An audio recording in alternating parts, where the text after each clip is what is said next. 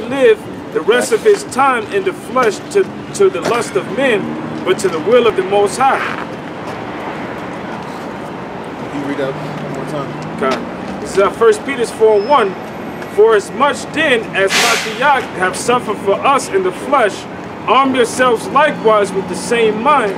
For right, because the servant is not greater than his master. So if we saw that Yahushua, our King, our Savior went through this stuff, arm yourselves, for the, be prepared. Arm yourselves likewise with the same mind, for he that hath suffered in the flesh have ceased from sin. So basically, we don't have to prepare ourselves, for that day that when it comes. We gotta basically, gird up our loins, basically because some of us could be beheaded. And it says that some of us are going to be beheaded. And we don't know if we're one of those people or if we're not one of those people. So we got to be, sober-minded, and walk, and realize that, we got to, use the wisdom, knowledge, let it be the stability of our time, the wisdom of the scriptures. This is verse 12. Beloved, think it not strange concerning the fiery trial, which is to try you, as though some strange thing happened unto you. But rejoice insomuch as ye are partakers of Mashiach's sufferings, that when his glory shall be revealed, you may be glad also with exceeding joy. If ye be reproached for the name of Mashiach, happy are ye, for the spirit of glory and of the Most High resteth upon you. On their part he is evil spoken of, but on your part he is glorified. But let none of you suffer as a murderer, or as a thief, or as an evildoer, or as a busybody in other men's matters. On that last part, it says it was telling us how we're supposed to suffer, but then it shows the things that we're not supposed to suffer for. We're supposed to suffer for righteousness. He gave an example that we're not supposed to suffer for wickedness' sake. If you're going to suffer for the Lord, suffer righteously, because you're doing things that were pleasable unto the Lord. Coming out here, if you a brother in the truth, you getting arrested, let it be for something righteous. Not for you drunk driving or nothing. If you're gonna get arrested for being out here prophesying, and a heathen got butthurt and called the cops. If we have to die, let us die. As laying down our life for brethren, or laying down curses on this world, on this wicked world. What if they put us in guillotines, or hang us, or give us a firing squad, or fucking beat us to death, or whatever way they decide to kill us? Because it's gonna happen to some of us. Recently the apostle and elders gave the testament how when 9/11 happened, they all got locked up. When the next major attack or event happens, you already know who they coming for. Yep. If you are a Hebrew Israelite, and to people who know they're Hebrew Israelites, you already know you getting a kick in at your door, not even a knock. They're gonna be, some brothers gonna be at work, some brothers gonna be at the house. You might be fucking grocery shopping, and you start seeing niggas ducking behind aisles and shit, and you looking at shit, you nigga pop out with an M4, hands in the air. That's literally gonna happen to us, because that's the times we're living in. We're gonna have to suffer that. And like it says, Sirach 2:1, you gotta prepare yourself for that. Prepare yourself. My son, when you come to the Lord, prepare your soul for temptation. You can't just jump in this truth. It's gonna be, man. Some of us are going to die. Some of us we're gonna cry, we're gonna bleed. But ultimately, we're probably the elect. We're gonna make it. Because death is a light thing. But we're not supposed to fear. But it's gonna happen to some of us, and it's not gonna be an easy, painless one for all of us. Some of us might get fucking tortured to death, might get strangled, might get fucking shanked to death. Whatever method Esau wants to put on us, but we gotta suffer for the Lord how he suffered it for us. Hey, when I first came into the truth, I was gullible enough to think, when I found out that I was all about the curses, I thought that now that I know the curses are going to be off of me now. I'm good. I'm glad I'm an Israelite. It was a complete fucking opposite. Yeah. I mean, everything that could possibly go wrong, because my life was going perfect before that. Before I knew I was an Israelite, everything was going perfect. I was thinking about to go into the army, be all I can be, get a family, stuff like that. Everything was going cloud nine. Because especially when I came through, being raised in foster cares and stuff like that, I finally got to a space in my life where I was finally secure. Find out I'm an Israelite, everything went just fucked up. This, you know, everything just fucking bad that could happen, you know. And that's, you know, it's basically, you know, like the brothers reiterating is that when you come, you know, to serve the Lord, you know, you gotta prepare yourself because this ain't no cakewalk, you know. This ain't, like, you know, by at all. You see how he just can't look how he walking with his, he hitting the arms up and shit like it's like, we ain't gonna have, we ain't gonna have one of them. It's not gonna be like that. You know, we gonna come in at the finish line crawling on our arms and there's fucking razor blades and rocks on the damn road. We crawling in for it, trying to just make it there, you know. Because Lord, him being on the cross wasn't painless. You know, if he wanted, you know, he was the most. I mean, he was Yahushua. He could have turned off his fucking pain nerves in his body if he wanted to. He'd be like, no more pain. I took it. Yeah, but he was like, he had to take it. You think getting a fucking half a arm length long rail spike nailed through your damn wrists and knee, ankle joints felt good? Yeah, that shit probably hurt. But he took it, and you know we gotta take it. And Esau got new methods out here now. They didn't have guns back then. They didn't have fucking white phosphorus grenades back then. Esau can hit you with that, melt half your face off. You gonna hold down for the Lord, or you gonna give up? You know? Yeah, appreciate it. This is Luke 14 and 27. And whosoever doth not bear his cross and come after me cannot be my disciple. So if you can't suffer for the Lord ain't gonna take you in. He only wants the true men of Israel, the elects. You know, the 144,000, because those are the only ones that are gonna suffer it for. The average nigga in the world ain't gonna do that. You know, he wouldn't give his mom $10. Average nigga in the world.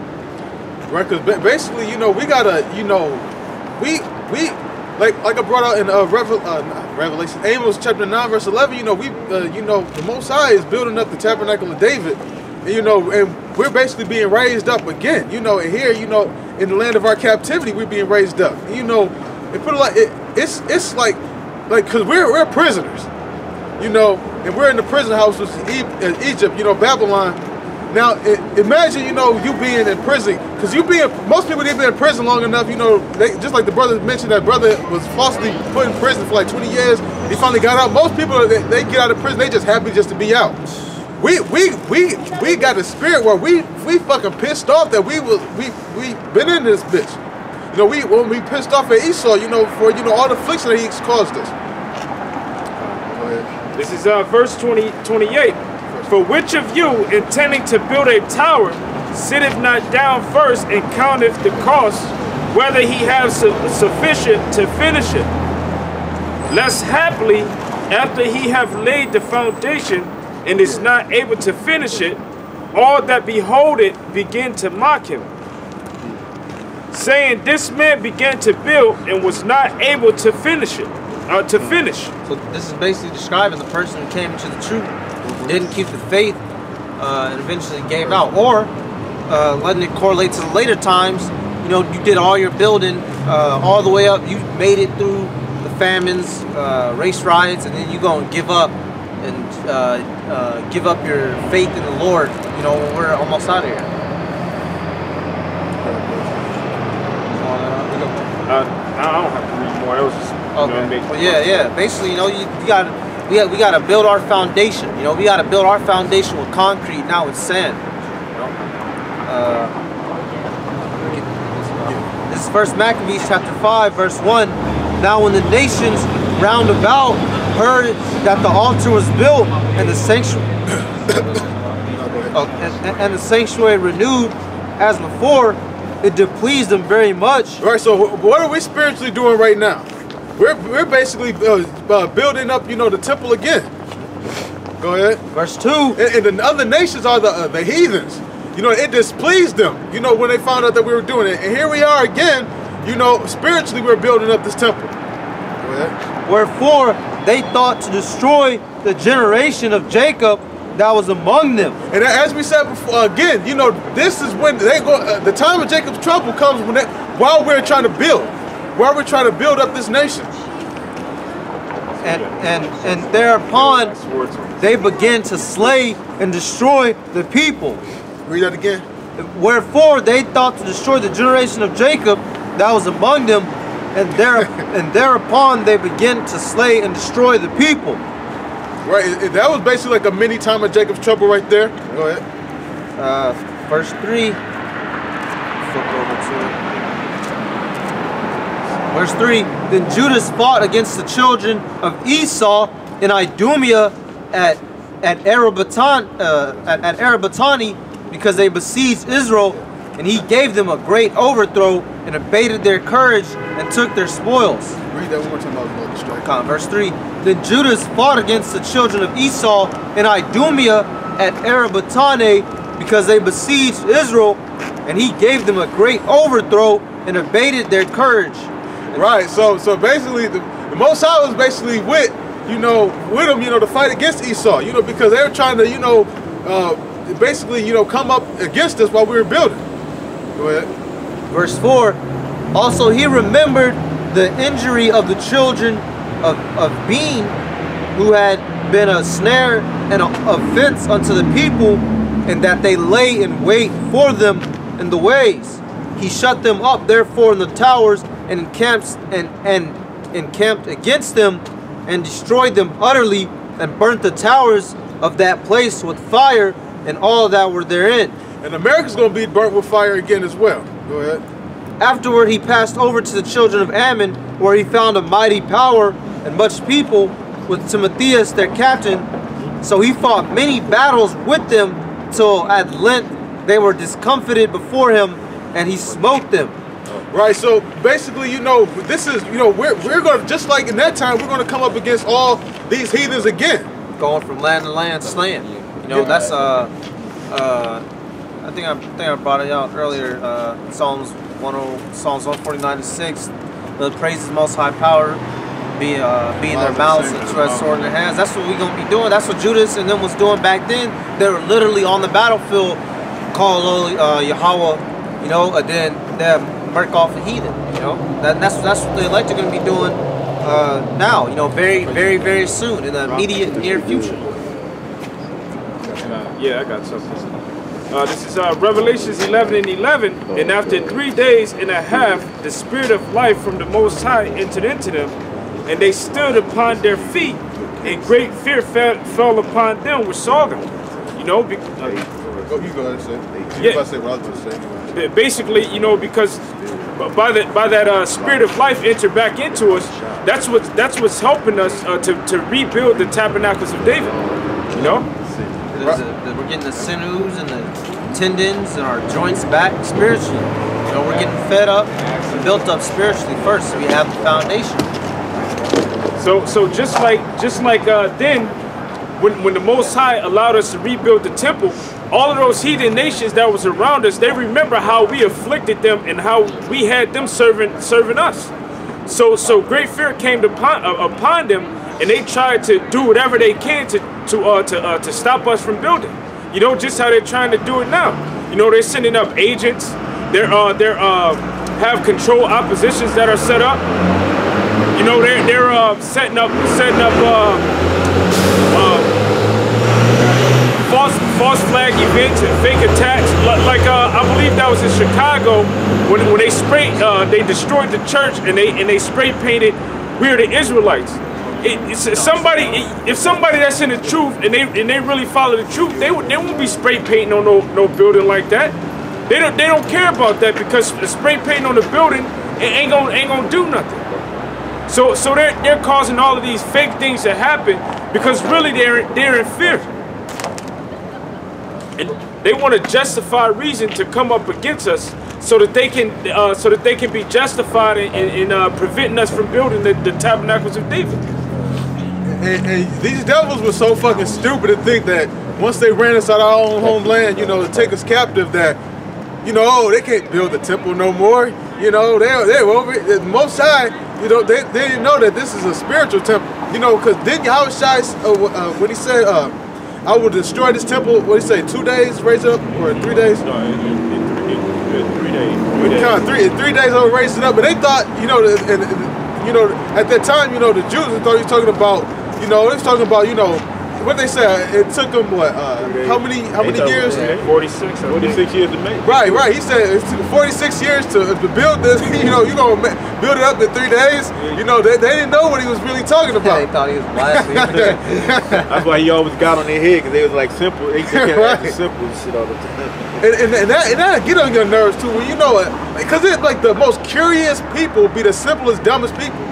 You know, they ask the most stupidest, dumbest questions. And it's like, if you don't understand who your Yahushua is, Or they dealing with you. right, he's not dealing with you. Everything else is going to just confuse you. You know, what is this, and what does it mean to be born again and come back to life? What does all that mean? You know, you hear stuff like that, you're going to confuse you even further. And that's what it's supposed to be doing. It's supposed to be a stumbling block. Because there was a point when we didn't know this truth. We didn't know this truth either. You know, this when we first started learning it, it was new to us as well. And the Lord allowed us to get it through His Spirit. You know, there's no excuse for anybody else besides the fact that the Lord is not dealing with you, or He hasn't started dealing with you yet. And even though people can't understand this truth, it's only allotted for the elect to be able to comprehend and understand it. A lot of these people still are going to be judged, you know, because this truth or this word have went throughout the whole world. And even though it's set up for them not to be able to get it, that they still didn't get it. So the Most High kind of put them in a trick bag. And also the people that don't get it, they scoff against it. Because sometimes there's stuff that, like, all of us, when we first heard this, we didn't get it instantly. There's some stuff that we had a little trouble with, but we didn't scoff at it. Because when you don't get something, it's like human nature to like disregard it, to believe it's not true. I don't understand it, so I don't want it. To get it away from me, I don't stand it. Or you